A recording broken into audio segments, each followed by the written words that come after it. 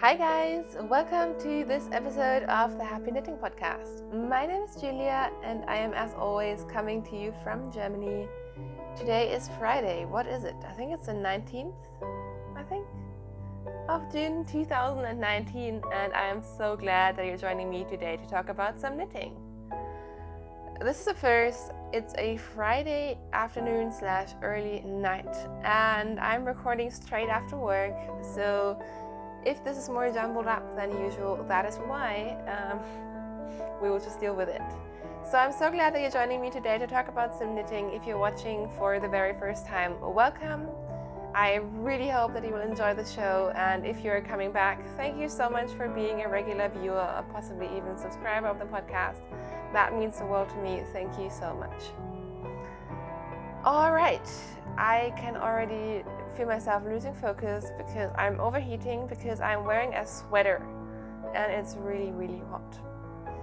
So I will do my FOs very quickly, followed by some works in progress, some spinning, and then just some blather at the end. So we'll just see how it goes. And before I completely overheat, I am wearing my Strange Brew cardigan. So the Strange Brew is a recipe for a sweater / cardigan by Tin Can Knits, who I talk about every single episode because they're just amazing.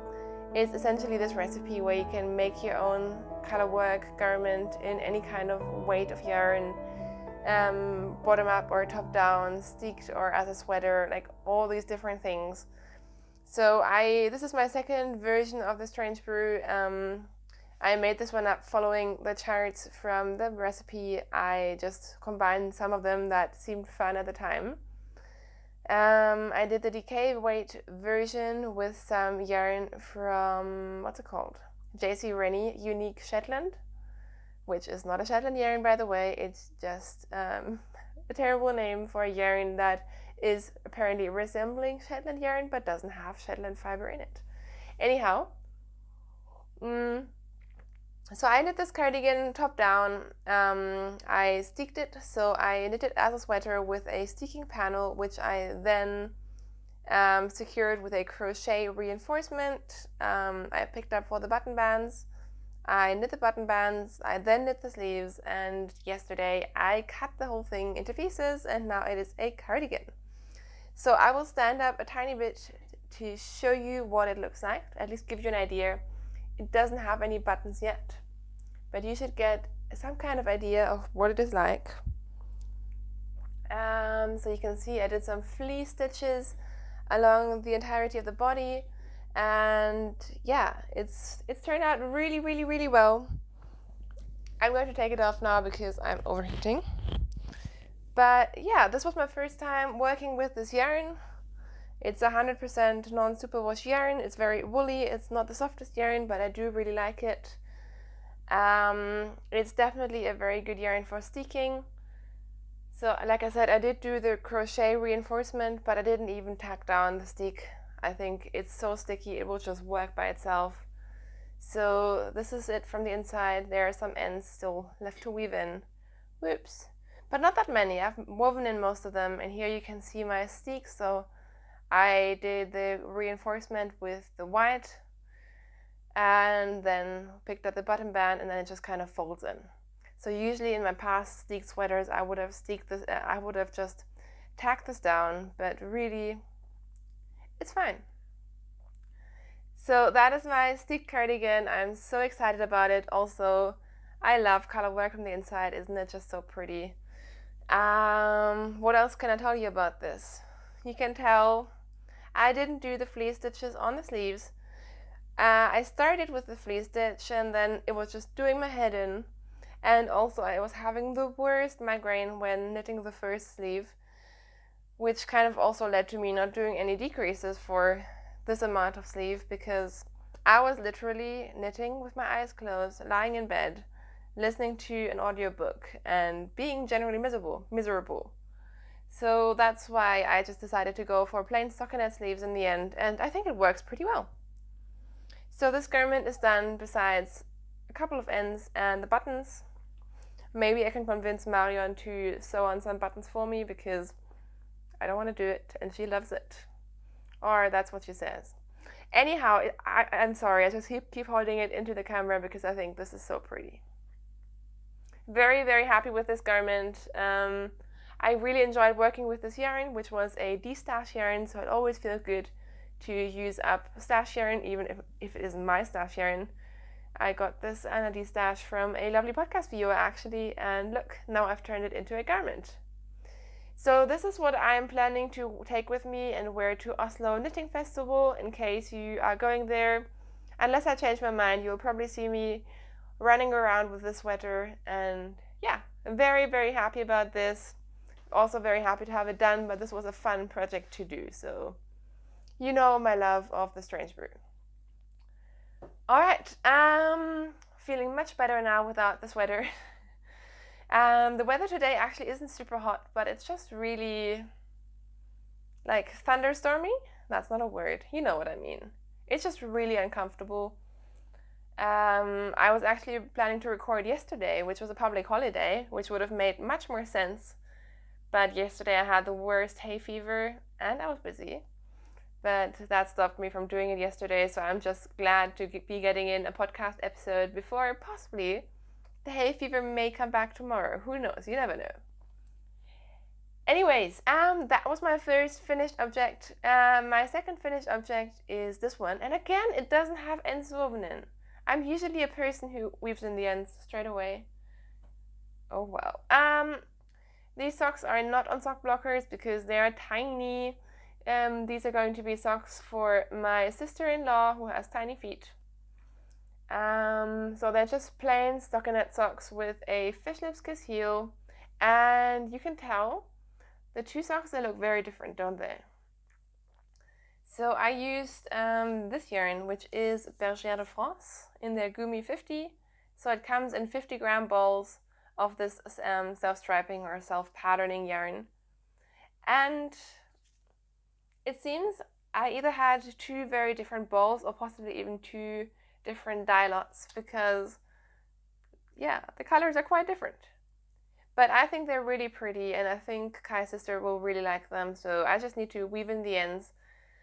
And, well, I finished them too late for her birthday, so maybe I will still send them to her to the UK, or maybe she will get those for Christmas. I haven't decided yet. We will see how it goes. So they're done. I did these with, what did I do? I think 56 stitches, possibly 60 stitches, on a US size 1 2.25 millimeter needle. So that's it for my finished objects.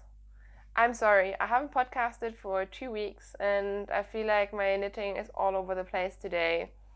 I kind of lost track of my projects and I can't really remember what I showed you last, so bear with me. Also, I'm not drinking coffee, which is making this so much harder, but guess what? I do actually have a rule of only having 2 coffees per day. And it was a work day. Obviously, I have had all the coffee already. Alright, let's move into some works in progress. There's one that I'm not going to show you today, which is my La Bien-Aimée sweater. Simply because for 2 weeks I have not looked at it, so there is no point in showing that to you again. Because instead of finishing things, well, I finished some things, but instead of working on sweaters that I already have on the needles, I had to cast on 2 new garments. But let's talk about the other things first, because the garments are kind of very far, and I don't want to mess up everything before even podcasting. So in my bag, and this one lives basically next to my desk all the time, and I just work on it when I'm working from home, and I don't know, if there's a long phone conference or something, I will just have this right next to me to pick up. This is my hand spun shawl. The pattern is a free pattern on Ravelry. It is the diving in recipe. So it's a diving in shawl which actually comes with stripes, but I'm just knitting it without the stripes. It's just one of very many asymmetric shawl patterns, and I just really like the way that the increases and decreases work for this one. So I'm just doing a really super boring garter stitch shawl because I really enjoy it every now and then. I added a selvage edge to the shawl, so I'm kind of moving around the decreases and slipping the last stitch every time I finish a row, just to make it a little bit nicer in terms of the finishing. But really it's just a very basic garter stitch shawl, which I think is perfect to bring out this yarn. This is handspun. It's a BFL and mohair blend. One of the first skeins that I spun up on my Ashford eSpinner 3. And yeah, I just think it's really fun. It's got a bit of a halo going on, and it's a fun 2-ply. It's about a fingering weight yarn. And I'm just really enjoying it. It's just a fun project to have on the needles when you don't want to think about anything. These are not the colors that I would usually choose, but they are really, really fun. And you can see from the stitch marker, this is about all the progress that I've made in 2 weeks. So I haven't really been working on it too much. I just pick it up and knit a row on it every now and then. And yeah, this is where we are. So that is my diving in shawl, which I'm knitting on a 3.5mm needle.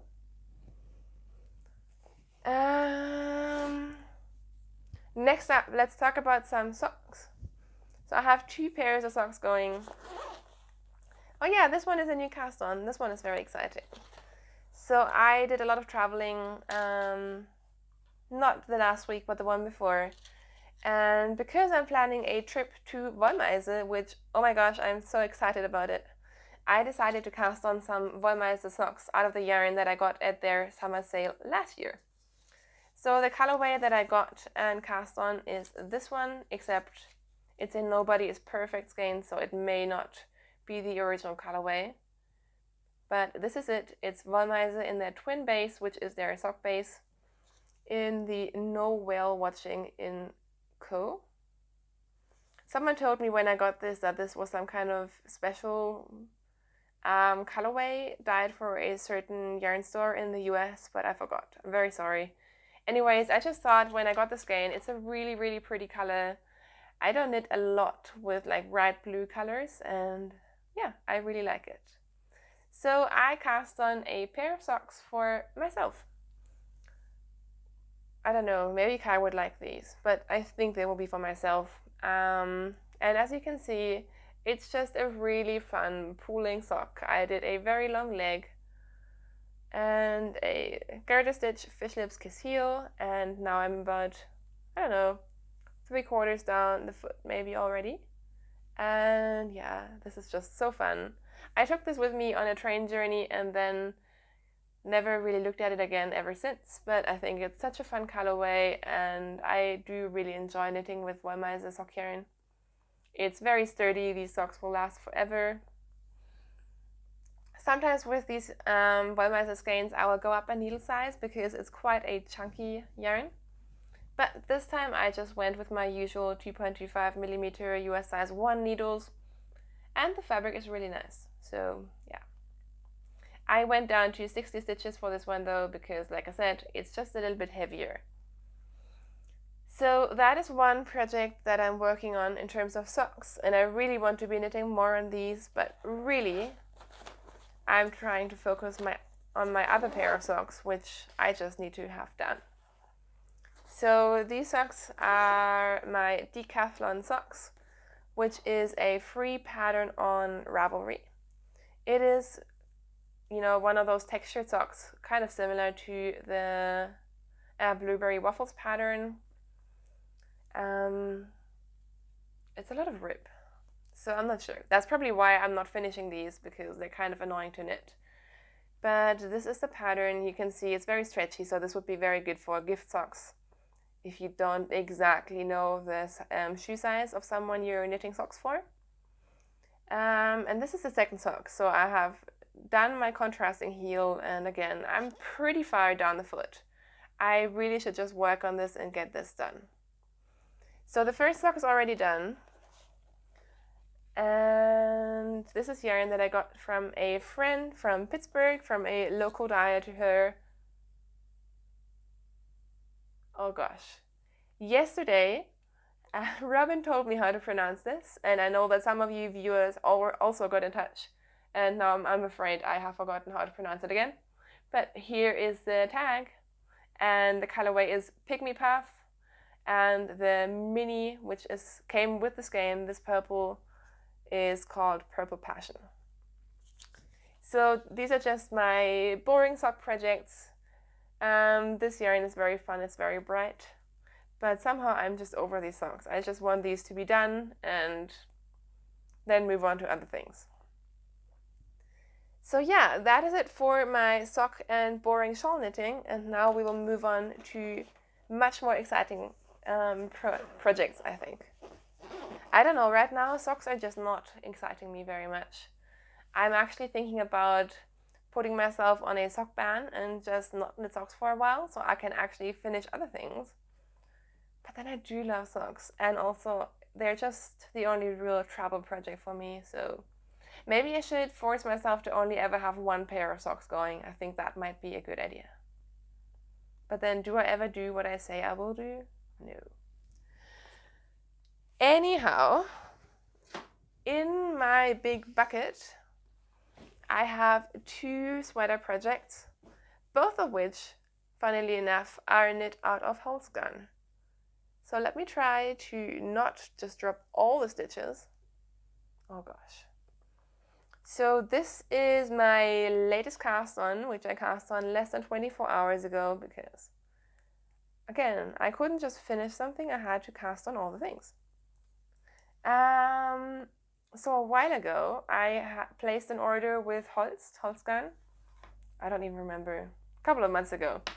And I got a ton of this yarn, which is Holz Super Soft, which I love, as you probably know. But for the very first time, I also got this yarn from them, which is their Titicaca base. It's terribly blowing out the camera, but this is their alpaca base. So what they do is they came out with this alpaca base, and quite often they hold it together with one of the other yarns, and it just creates a really nice halo. It's kind of like, you know, holding something double with mohair, but it's not that fuzzy. So I thought that's a really cool idea. So here I can show you an actual ball of the yarn. So I got, you know, they don't have the same colorways, but they tell you which colorways kind of match. So this whole Super Soft is in the magenta colorway, and this is in the gladioli colorway. And this is 400 meters per 50 grams, so you don't need very much of this. So I've been wanting to cast on something with these 2 yarns held together for a while because I'm just really interested in holding things double at the moment.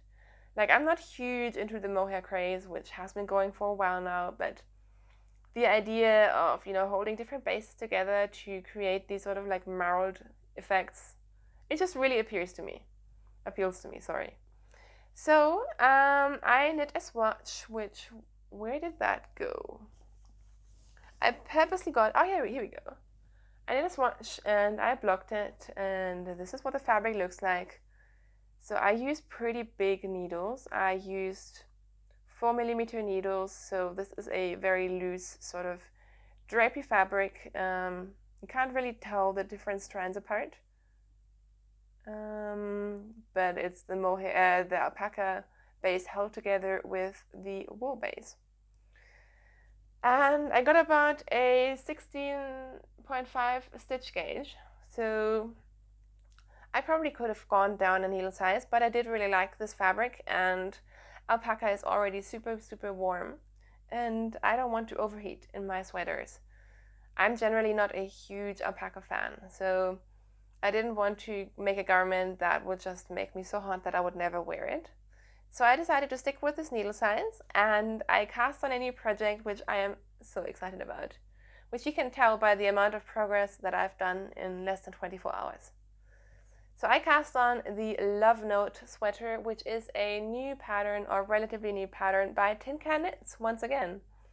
And I love this. I love their entire new collection. And they knit the sweater with a fingering weight yarn and a mohair. And essentially what I'm doing is I'm doing it, like I said, with a light fingering and a lace alpaca. So it kind of works in a similar way. And as you can see, it's a top-down yoke, and then it has this beautiful lace. I'm so sorry that it's blowing out so much, but you can kind of get the idea. And this lace is just so fun. Like, I have no idea if I'm ever going to wear it, but this has been such a fun knit.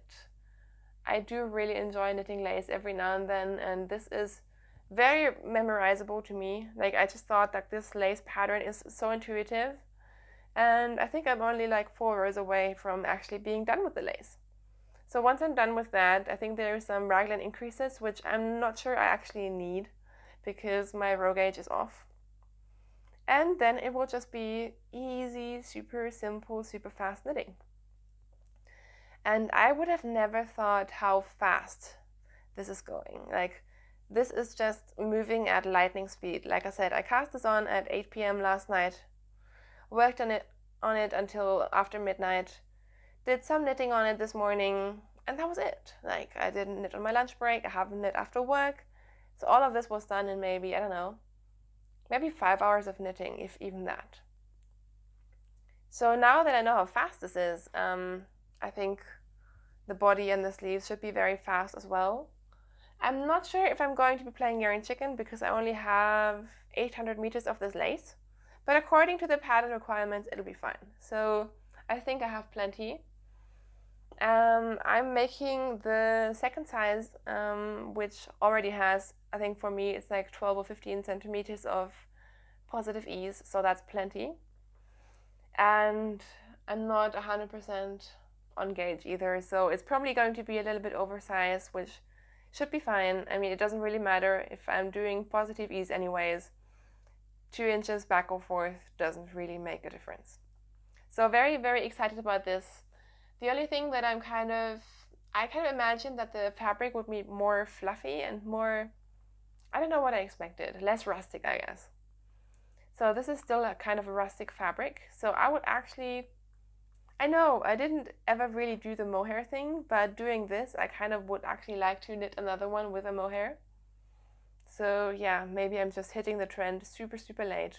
Now that everyone is kind of done with mohair, I'm starting. But yeah, super fun project, 4mm needles, Love Note sweater by Tin Can Knits. So that is my first Hulse project. And then I was enabled by Ellie, because who isn't enabled by Ellie? Ellie is, of course, the host of the Scandia podcast, who is one of my favorite podcasters, and she also designs amazing patterns, and I basically do whatever Ellie does and says. So she knit a tank top. And you know me, I never knit summer things.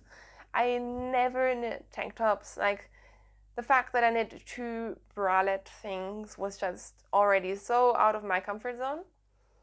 Also, I never knit with cotton. But Ellie did it, and so I had to do it too. So what she did is she knit the Tarmac tank, which is a pattern by Anna Maltz, and it's in one of the pom-pom issues. I think the pom-pom spring summer one, the one with all the summery knits. And she knitted out of a very small amount of this yarn, which is Holt's Coast. So this is their wool and cotton blend. Let's see if I have a tag. Here we go. So this is Holt's yarn, and this is the blend that I'm talking about. And this just really appealed to me because I had this yarn in stash, and like, this is super, super old stash. I've had this probably for about 5 years. I have a couple of these single 50-gram balls of, oh my gosh. I have a couple of single skeins of this yarn, which is Coast, like I said. And I never know what to do with them. I knit one of my featherweight sweaters or cardigans out of this yarn, and I like it, but I don't love it. I've also given away the featherweight after washing it in the washing machine and shrinking it. Anyways, I just thought this would be a great way to use up some stash and do something completely different, and I would probably like it. And if I don't, it's not a huge knit, it's not a huge investment. So I cast on, and this is where we are. Doesn't it look nice? I really actually like this. So what it is a top-down striped tank top in stockinette. So you can see here my strapping. It doesn't look super even, but it will surely even out with blocking, and you can tell it's definitely a very loose fabric.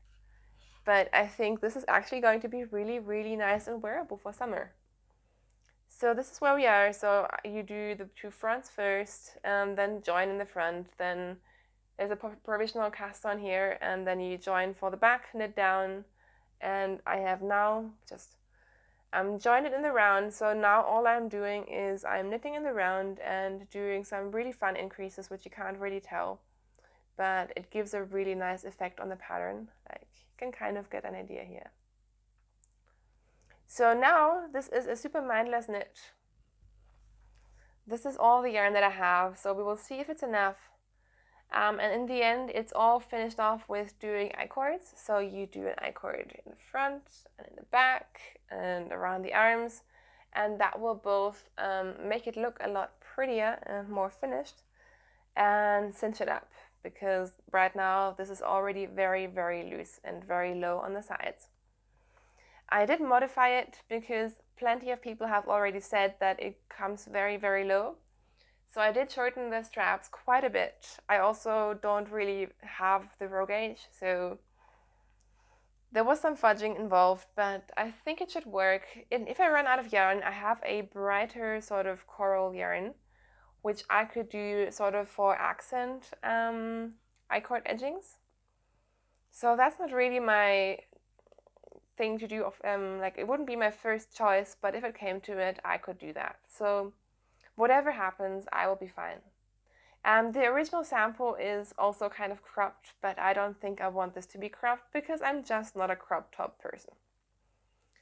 But yeah, this is where we are with that. I'm very excited about this, even though now I think it's going to be quite boring to knit.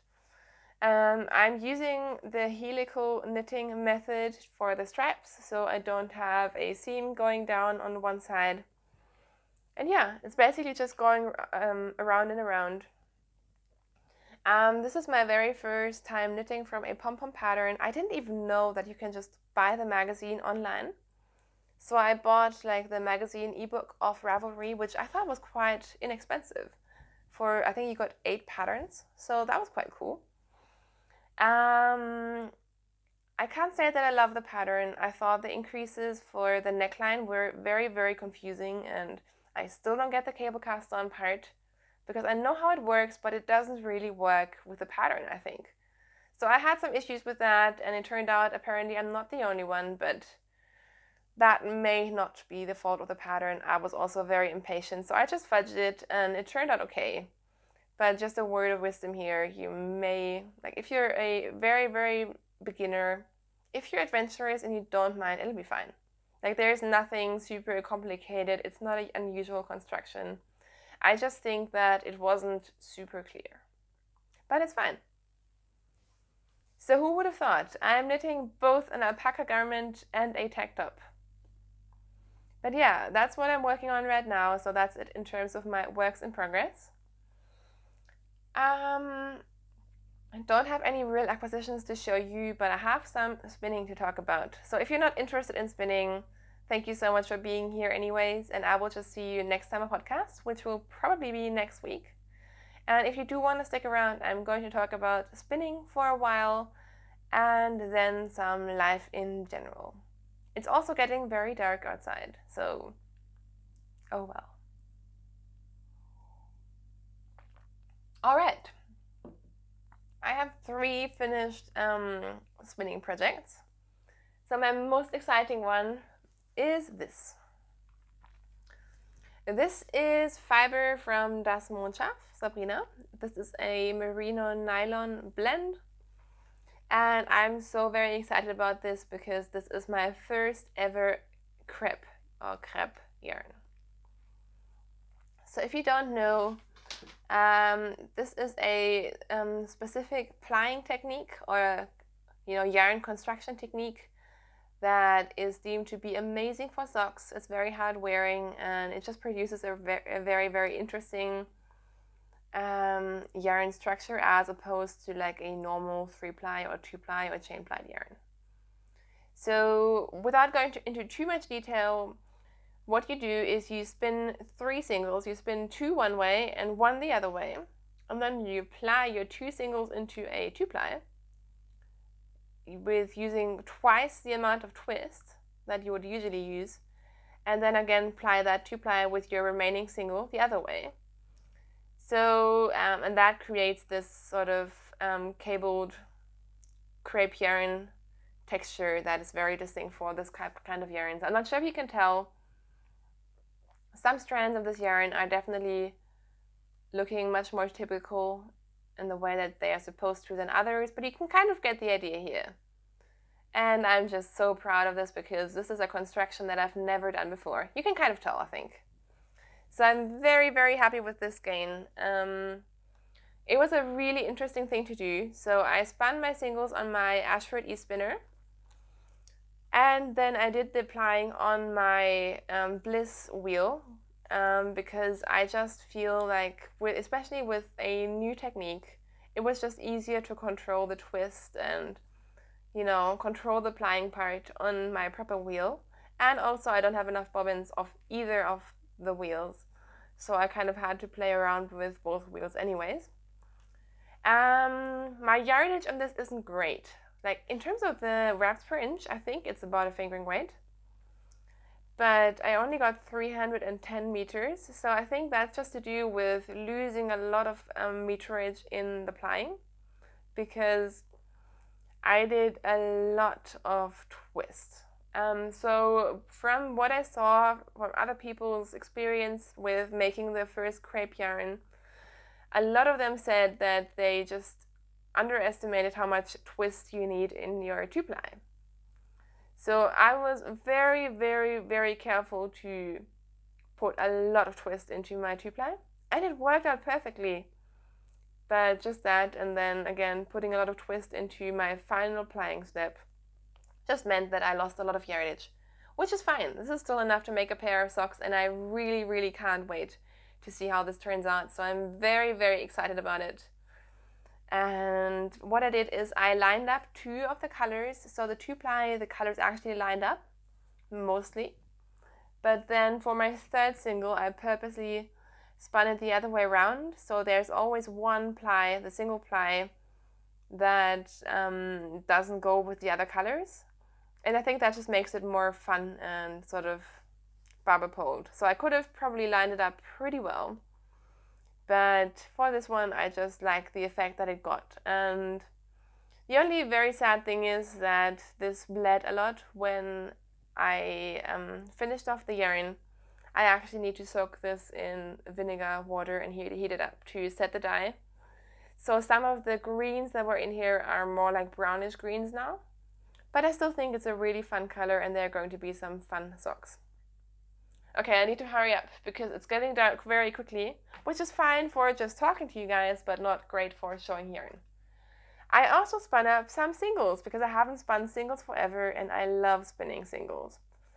So this is a skein of merino singles. It's Polish merino, which isn't the softest, but it's quite soft. And you can see some of the longer hairs in here. It may just be like the top coat of the sheep, I don't know. But what I did is I wanted to try spinning singles on my e-spinner because I haven't really done that. And these are some pretty thick singles, so I got about 340 meters per 100 gram, which is what I was going for. I wanted some heavy fingering weight singles. And if you don't know, if you're not a spinner, for spinning singles, to leave them as singles and not ply them, you need to be very careful not to put too much twist, because if you do, the yarn will just be super crinkly. So I just wanted to see how that would work with my e-spinner. And it worked, although I will say that I feel like my e-spinner works best when you're going quite fast. So it's very good for thin yarns. It can also do this sort of thing, but I didn't particularly enjoy it. Having said that, I just spun it from a braid of merino, like I said, and I did full it, which is a way of slightly felting the yarn after finishing the spin to balance it out a little bit and also strengthen it. So I had my sink full of very hot soapy water, and I also had a tub of very cold water. And I just went back and forth a couple of times to, it's not felted, just full it a little bit, and it came out really well. So I'm very happy with this, and I do like the color. And then my last spinning project is this. So I have 7 finished skeins of this yarn. I only brought one over. This may not even be the last one. But you may know that I've been working on another sweater spin. So this is a woolen spun yarn. This was my very first large proper woolen spun spinning project. And the fiber that I used is a German fiber. It is Coburger Fuchs. So it's a German sheep, and I got a kilo of beautifully prepped Coburger Fuchs fiber for very, very little money. So it was a perfect learning opportunity as well. Because usually when I spin for sweaters, I tend to only get like 400 or 500 grams of yarn, and then you can't really go too wrong because you need the yarn to work out in order to have enough yardage for a garment. But with this, I had so much fiber, and it turned out to be perfect for just practicing long draw. So all of my finished skeins are spun long draw from the fleece, or they kind of prepped it into, I would say, kind of like a humongous carded bat. So it's a carded fiber, I would say. I'm not an expert, I'm sorry. But it was a woolen prep, and I spun it long draw and then two-plied the singles and spun to about a DK weight. So all of my skeins are around 200 or 220 meters per 100 grams. I have plenty of yardage. I have over 1,000 meters. I don't think I'm going to use all of the skeins because there was one that was kind of too thick and one that was kind of too thin. So I just spun a couple to practice, to get better, and if I need more, I can always spin more, which is great. So this was a lot of long draw spinning, but I feel like after doing this, I just feel very, very comfortable with long draw. I feel very, very good at woolen spinning. So as a spinner, I just learned so much because I've been spinning for quite a while. I think I've had my wheel, so I've been spinning on a wheel for 3.5 years, but I just never really got into woolen spinning, but I do love woolen yarns. So I am very, very, very excited, but also kind of scared of starting to cake up my skeins, and work is calling. Podcasting on a work night. Like I said, I'm very, very excited to cast on and do some swatching with this yarn. I'm also very scared because if I find out that the yarn isn't as amazing as I think it is, then I will have spent a long time making something that isn't great. But I think it should be okay. I think I actually did pretty well. So I will show you a very last close-up. You can see how woolly it is. It isn't super even, but long draw never is. So I think it turned out pretty well. So that is it in terms of my spinning. I also started a new spin because I'm just so motivated to spin at the moment. In fact, I was very, very sad because my brake band broke. Say that 3 times. On my Ashford. So I got a new one after a couple of days. Thankfully, it was a very, very cheap fix, and yeah, I'm hoping that this one will last a little bit longer. If not, I think because I have a nylon brake band, like the original ones that come from Ashford, but I've heard that other people use hemp brake bands, and apparently they can solve a couple of problems. So I will see how I go with this one, and if it breaks again, I may then experiment with some different brake bands. But for now, I'm back to spinning, which is the most important thing. So I'm very, very happy about that. Especially because Kai has been away in Istanbul this week. So I was so excited to do a lot of spinning, and then having my wheel breakdown wasn't great. But I got it fixed very quickly. It's a very, very easy fix. Maybe I should talk about my e-spinner for a little bit, just because I've had it for a while now, and people keep asking me about it. I will preface this with the fact that I'm not sponsored, I'm not receiving anything. I bought my wheel with my own money, sadly. So these are just my personal experiences with the Ashford e-spinner 3. It's the only e-spinner that I've ever used, so I have no comparison, but I will say I love it. I really, really enjoy spinning on it. If you're a new spinner, I would always recommend learning on a proper wheel, like a traditional wheel. I learned on a Wheelmaker's Bliss, which still today is my favorite wheel ever. I love it. It's also the most affordable wheel, and you can do everything on it. Like, I don't think it's a beginner wheel. I think you can use that forever and ever and love it. Anyways, I got an e-spinner after 3 and something years of spinning on my Bliss, mainly because I tend to have problems with my posture, so I get backaches from spinning. And to just not go into detail too terribly long, I love it. I think it's very intuitive to spin if you know how to spin. You can do lots of different things. Like, I thought I was going to be a little bit limited, as in maybe it would be great for spinning, more like worsted, short forward draw, stock yarns, like all the very fast things, plying and so on. But I've done everything from long draw, which works perfectly well. I wouldn't have thought that. To spinning singles, to plying, to chain plying, to spinning very fast, very fine, to spinning quite chunky yarns. So I think it's a very, very good all-rounder wheel. I really, really like it.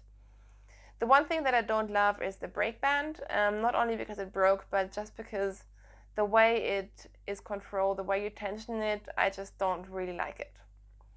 It's not as precise, it's not very handy. I don't really enjoy it, which is fine. That's always going to be something. So that's the one thing where I think, there could be some, I don't know how you would improve it, but I don't like it. You kind of have to reach past your bobbin to adjust your brake, and I feel like I have to adjust it a lot all the time. So it's kind of annoying, and you just kind of twist a knob, and it's just not a very precise way of tensioning, but it works fine. And that's the one thing that I don't really enjoy. Everything else is amazing. I have what's it called? Like, it has an orifice in the front where you thread your yarn through, and I always use the thing that makes it a little bit finer, and that sometimes falls out. So I don't know what's wrong with that, but that's, again, a very, very minor thing. Besides that, I really, really enjoy it, and I use it all the time, which is not to say that I don't enjoy my Bliss wheel any less. I think there are different tools, and they both have their advantages and disadvantages, but I do really, really like it. It's also very quiet, unless I ply. I think for plying, of course, you go very fast, and there are still moving parts, so Kai kind of thinks it's a little bit annoying when I ply. But I can happily spin and watch TV and do all the things at the same time. Like, it's not an annoying sound. It's, I think, very, very reasonable for what it is. So yeah, there's a little insight into my spinning wheel. And now I will just move on to life in general very quickly, although I'm already sitting in the dark, so I won't talk for very much longer. So it's been 2 weeks since I last recorded, mainly because last weekend I was away. I traveled for work, and then on the weekend I also traveled to Würzburg to just spend the weekend with my best friend and bridesmaid, which was amazing. It was so much fun, and we don't see each other very often. It was actually the first time we saw each other since my wedding. So it was just really, really nice to be back. Also being back in the place where I studied and lived and met Kai. Like, I have so many good memories of Würzburg, and I would actually love to go back there at some point in my life. So that was very, very fun. And then it was just back to busy work week. Yesterday we had a public holiday, but like I said, both hay fever and other plans stopped me from recording, which is fine. I've been spending a lot of time with my amazing knitty friend Robin, who has the Stitches Between Pages podcast, who very, very, very sadly is leaving to go back to Chicago soon, which is so sad. So we've been doing a lot of knitty things, and that's been very fun. It's been very fun to have a friend who's also happy to talk about tools and spinning wheels and yarn for hours and hours and hours. So that's been great. Besides that, I'm just really looking forward to a couple of trips that we have planned, but they're both just, over 2 months away. So right now we just have to, keep going with work while everyone else is on holiday, but that will change. Tomorrow they're selling the tickets for the Oslo Stricker Festival, which I am again very, very excited about. If you don't notice, I will probably be talking about this every podcast until September because I'm just very excited about it. I'm also planning a trip to Wollmeise with 2 nitty friends, so again, super excited about that, and I'm trying to be good until then and not buy too much yarn because I know I will go crazy both at Wollmeise and when we're in Oslo. So yeah, you guys, I think that's it for me. It is super dark now. It's Friday night. I need to finish up some work stuff, and then sometime tonight Kai will return, which is exciting. He's been gone for the week. And we have next to no plans for the weekend, which is amazing. I can't wait to just hang out, do some knitting, do what I always do essentially. But I'm very glad I found the time to catch up with you guys, and I can't wait to hear from you through comments, through Instagram, through Ravelry and such. If you have any questions about all the things that I talk about, I don't do show notes, but I have pretty good project pages, so I will list them underneath this video. And if you have questions about the yarn, the needles, the dye, the pattern and such, you will usually find some information if you just click the link and navigate towards the project page. So thank you so much for catching up with me. Thank you so much for watching. I really, really hope that you have enjoyed this episode. I will probably see you again next week, and until then, have fun with your knitting. Bye!